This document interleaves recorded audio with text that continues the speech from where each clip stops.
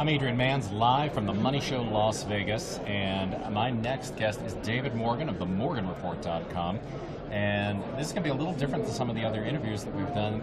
His specialty is actually in the metals, and I'd like to know your opinion on things. We've got an index that's way down, sort of historic lows you were saying earlier, and what's your take on where that sort of sets things in motion from here?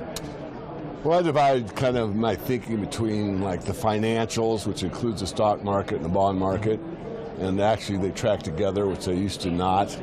And then what I consider the needs, and the needs are your commodities. I mean, you need wheat, you need cotton, you need aluminum, whatever. So they usually balance each other in a cyclical manner, meaning that when you have high equity prices, you usually have low commodity prices.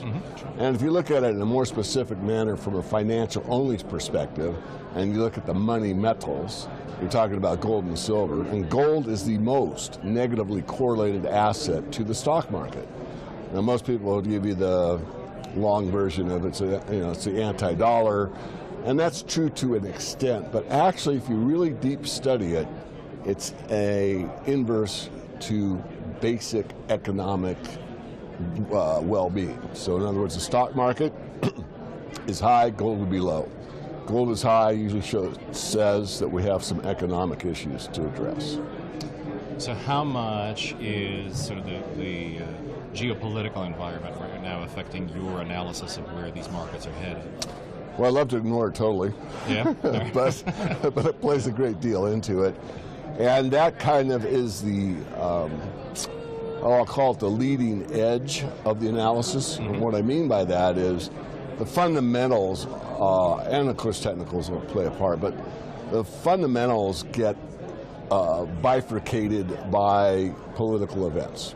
So if you see, for an example, back when the gold market peaked when I was a young man in 1980, and you had the Afghan war coming on, all these things happening, it's kind of synergistic, everything's going wrong at the same time.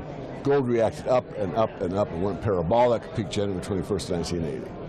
Paul Volcker came in and said enough of this, put interest rates up to 20%, killed the gold market and brought sanity back to the financial markets in total. Now, your question is, it doesn't react that way depending on what the love or hate trade, or the fear trade, I should say, fear or love. So when we're in an environment where people are concerned about a safe haven in the stock market and what's the financial future look like, gold will react positively to geopolitical events that look threatening. In an environment like we are in today, where we're making new highs in the equity markets, it'll just blow it off and ignore it altogether. Okay, so I'm here with David Morgan. We're going to be right back. For now, I'm Adrian Manns, live from the Money Show in Las Vegas.